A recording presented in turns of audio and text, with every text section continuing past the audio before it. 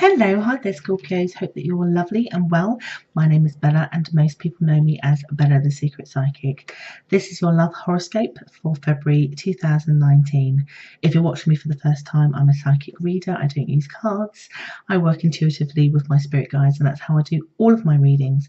If you'd like to learn more about me and my services, the links are just down below. So, Scorpios. Is all I can say to you guys. I'm trying to figure this out because this is either you guys being like this or this is happening to you. I can't quite tell. It's a slight, and it could be that this is a little bit of both. And I have to just be honest, or ask you guys to be honest, if this is you, just listen to what's being said, basically. There's a lot of controlling energy basically coming up in your month this month, and it's either coming from you trying to control a situation so that you feel like you can navigate it really successfully, but the way it's coming across is a bit heavy-handed, could give the wrong impression, could be shown as being very, very detached and not inclusive in that kind of sense, or the person that you are newly dating or in a relationship with or in a funny place with is being like this, too controlling, in the kind of way where it feels quite stifling. And that's why I say try to be aware of that. So it could be a simple example could be, if this is you could be thinking, well, actually I'm fed up with the other person doing this and I want to control how I plan our wedding. He or she has asked me to marry them and I'm going to take full control because I want it to be military perfect. And so you're making suggestions and making offerings but not taking any advice, which could be quite overbearing for the other person. And then on the other hand, if this is happening to you, you could be having somebody who's like dictating when they see you, when they don't see you, why they don't see you, and you're getting offerings that need to be compromised on. I think that's the overall thing that I'm getting, is if this is you or the other person, there is a need for compromise. Now, if it's you, it's easy because I'm speaking to you. The message would be, so that you don't cause arguments, because I see this happening in this month, is for you to compromise with your plans or what it is that you're trying to control to go a smooth way. This could be including redecorating something, getting new bed linen. I know it sounds small, but sometimes these small things can really eat up a relationship, particularly if they're imposed upon. Like, we're definitely having white sheets and whatever you want is discarded would really upset somebody if you were continuously doing that. Particularly in this month, it will feel overbearing.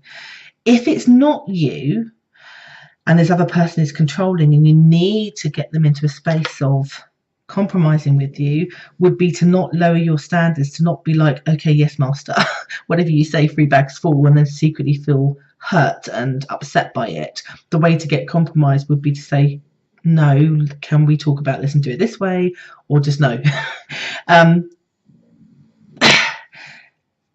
It's hard because if it's the other person, I'm not going to lie to you, by you saying no to try to draw them into compromising or say, no, how can we think about it like this, or can we meet halfway and do this and this, it just feels that they will want to argue with you because they're in a controlling space. And I would say to you that the message from my guides is to not back down into a passive position. Doesn't mean that you have to be aggressive with it. It's just, if you can remain calm and just say, that's not what I want, that's not how I'd like it to be, or please stop ordering food for me, or please stop deciding where we go, I'd like to have a choice in this. It's not that you just say things, it's that you act upon it. So with that recent example, if somebody is always dictating what day they see you and you can't on that day, or you're kind of tired of them telling you when they can, then you need to not only to say no, but then don't go and see them on the day that they're protesting they can only see you. Only see them, even if it means 2 or 3 weeks, until they finally compromise. Stand your ground, because it will work. I'm not going to lie, it feels tough. It will work. But if it's you that's doing it, it's easier because I'm talking to you right now. Like, stop it, basically, because it will only cause friction. They will try to do what I'm suggesting you do. You will not get it. It will lead to arguments, which are not necessary. And I get it. Sometimes as people, we all like to be in control of what we can be in control of. And when we're in relationships, it's hard because we can't always control what the other person wants or needs or how they interact with us. We can try to influence it or guide it, but we can't control it. And sometimes that can make us feel out of control, and sometimes it can make us want to put more control in, which is overbearing. It's been recommended that you don't do this because it will just be like sandpaper. It will create a fire, all right? Particularly in the third week, if you continue to do it without listening. So this month is there is a whole dynamic of this control going on, which, like I said, depending on what's going on, if it's the other way around, like I said, I'm not going to lie, it does seem to take for you to have some conflicts in the third week for it to be resolved.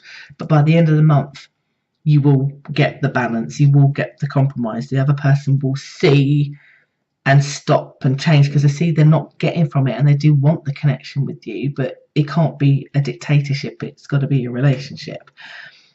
And so that's how it goes overall with the pair of you. So as you get to the end of the month, it's much more successful in you both coming to the same place, the same table, compromising on things.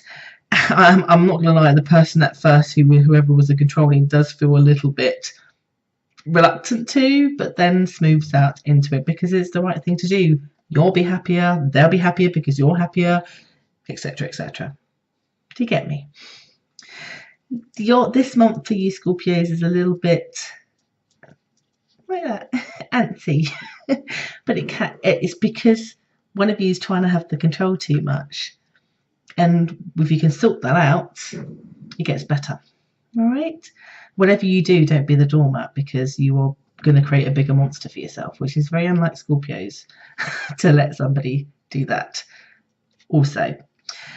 So I do hope that that's made sense for you this month. It's, sometimes we have months like this, but it's to grow and learn us into manoeuvring the relationship in a way that's much more positive. So it might feel a bit, but it's for a higher purpose for yourself or for the relationship in general, okay? And I really, really hope that's helped. See you next month. Take care.